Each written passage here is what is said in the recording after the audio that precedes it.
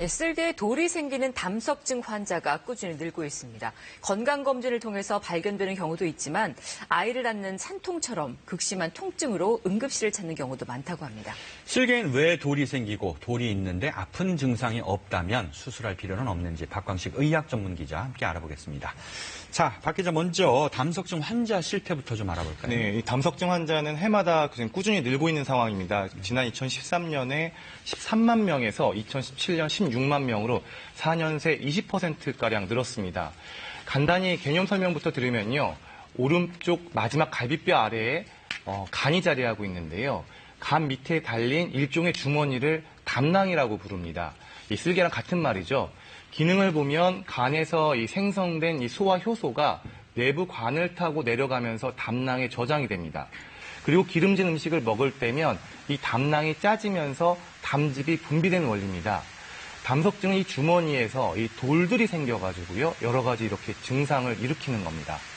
그러니까 담석증, 담낭에 돌이 왜 생기는 거예요?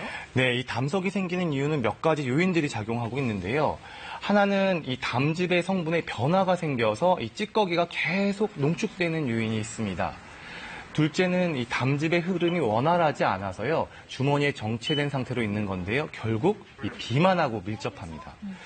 이런 상태를 만드는 상황, 이 움직이지 않는 상황, 몸이 움직이지 않다 보니 운동 부족이나 또 고칼로리, 고지방식 등이 담석에 큰 영향을 주는 겁니다.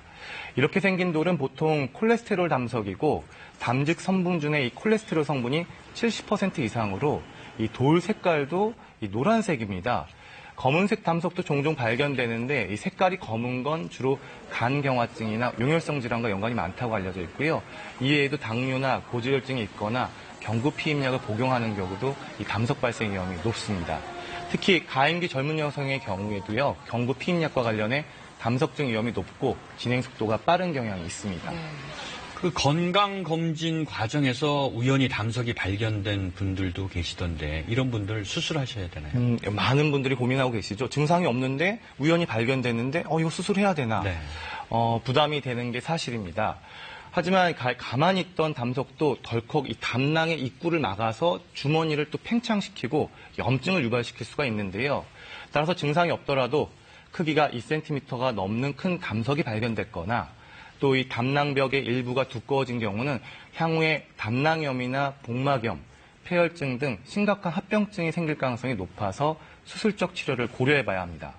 또 마찬가지 이유로요. 담석과 담낭에 생긴 혹, 이른바 이 담낭 용종이 같이 있는 경우에도 수술이 필요하다고 전문가들은 조언합니다. 네. 근데 치료는 돌만 제거하나요? 아니면 담낭 전체를 다 제거하나요? 돌만 제거하면 얼마나 좋을까요? 하지만 이 담낭까지 전체를 제거해야 합니다. 네. 담낭을 그대로 두면 결국 담석은 또 생깁니다. 기능을 못하는 담낭은 나중에 또 말썽을 일으킨다는 거죠. 그래서 복강경을 통한 담낭 절제술을 시행하게 됩니다. 화면에 보이는 게 이 담낭인데요. 이 칼집을 내니까 그 틈새로 노랗게 보이는 담석이 삐쳐나옵니다. 이 담낭 전체를 또 포획하듯이 묶어가지고 배 밖으로 끄집어내면 담낭 절제술, 수술은 종료가 됩니다. 담낭에 있던 돌들인데요. 꽤 많이 보이죠. 네. 그런데 이렇게 잘 치료를 해도 환자들은 더 걱정이 많습니다. 이른바 이 쓸개가 빠진 사람이 돼버리는 건데요. 담즙을 저장 못하니까 소화가 잘 안 될까 봐 그래서 평생 소화제를 먹어야 하는 걸로 오해하고 계신 분들도 있습니다. 하지만 실제로 수술 전후로 기능 이상을 보이는 경우는 거의 없고요. 그리고 담낭을 절제해도 담즙은 계속해서 간에서 생성돼서 담도를 타고 이 십이장으로 가서 음식물을 소화시킵니다. 그래서 대부분 소화제가 지속적으로 필요하지는 않습니다. 네. 그래도 뭐 음식물 좀 주의해야 되지 않을까요? 네, 앞서 이야기했다시피 담석증의 위험 요인을 좀 살펴보면 알 수가 있는데요. 비만이 포함되어 있기 때문에 지방 함량이 높은 음식의 섭취를 줄여야 합니다.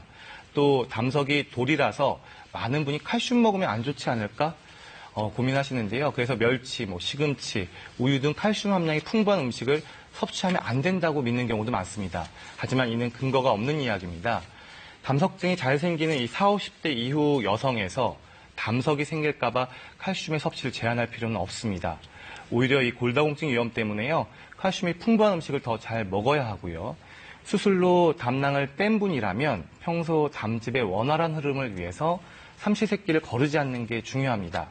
식단도요, 다양한 음식들로 구성해서 이것저것 섭취하는 게 제일 좋습니다. 네, 박 기자 건강 정보 잘 들었습니다. 고맙습니다.